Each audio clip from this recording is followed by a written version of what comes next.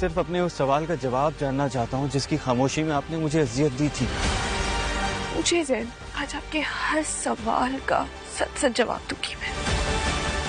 بہوش نے تو بدیہ بیگم کو اپنے پیار کے جال میں اس طرح سے الجھا رکھا ہے، انہیں بہوش کے سوا کوئی اور دکھائی ہی نہیں دیتا۔ یہاں تک کہ ان کی بڑی بہو نازیہ بھی انہیں بہوش کی اصلیت کے بارے میں بتا چکی ہے، لیکن اس کی بات پر بھی انہیں کوئی یقین نہیں۔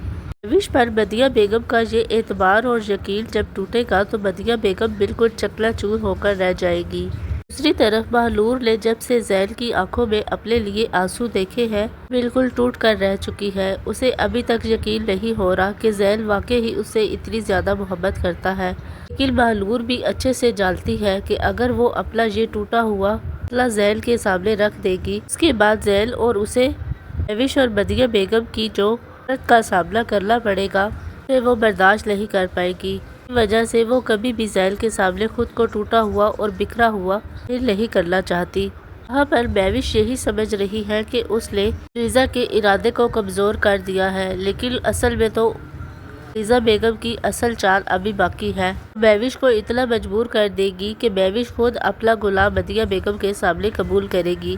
یہاں پر زین بہلور کے گھر کے باہر پہنچ چکا ہے، بہلور سے مل کر اپنے دل کی تسلی کر لینا چاہتا ہے کہ کیا واقعی ہی اس کی محبت یک طرفہ تھی۔ بہلور بھی زین کے سامنے اس بات کا اعتراف کر لے گی، اسے کبھی بھی ظاہر نہیں ہونے دے گی کہ وہ بھی واقعی ہی اس سے محبت کرتی ہے۔